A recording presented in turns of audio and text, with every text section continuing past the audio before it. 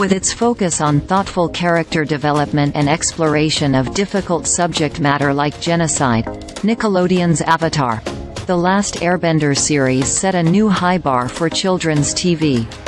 But despite its tonal maturity, Avatar was still very much a cartoon trying to delight you by playing to the strengths of the medium, which was perfectly suited for realizing the magical world that co-creators Dante DiMartino and Bryan Konietzko dreamed up. Watching Netflix's new live-action Avatar series from executive producers Albert Kim and Dan Lin, it's clear everyone involved with the show wants to be more than its infamously whitewashed cinematic predecessor, and in some cases, it succeeds.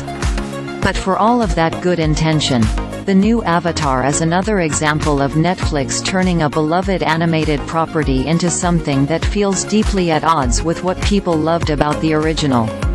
Set in a world that's been torn apart by war, Avatar tells the story of how a trio of children is pulled together by fate to topple a fascist empire.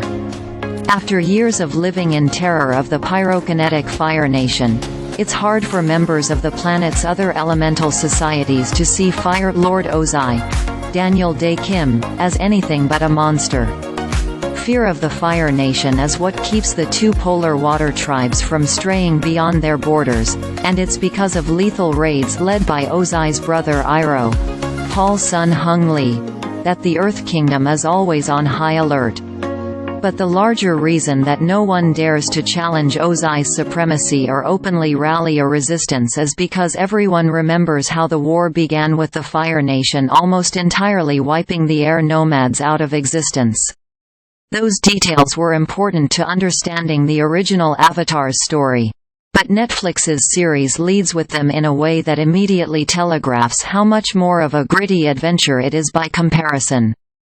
Along with some rather nifty-looking chocobo-like creatures, explosive feats of bending are some of the first things you see in the new Avatar as it opens on a high-octane action sequence set in the past. It's a great showcase of the energy the show's VFX and choreography teams put into depicting each of Avatar's various bending styles as distinct balances between martial arts and elemental magic.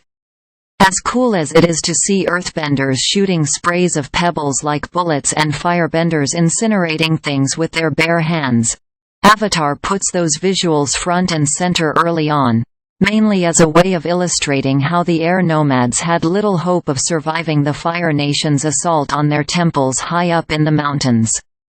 And while all of this helps you understand the tragic circumstances that lead to young Airbender Aang, Cormier, the newest Avatar capable of bending all four elements, becoming the sole survivor of his people, it also sets a grave tone for the series as a whole that Avatar struggles to shake as its larger story unfolds.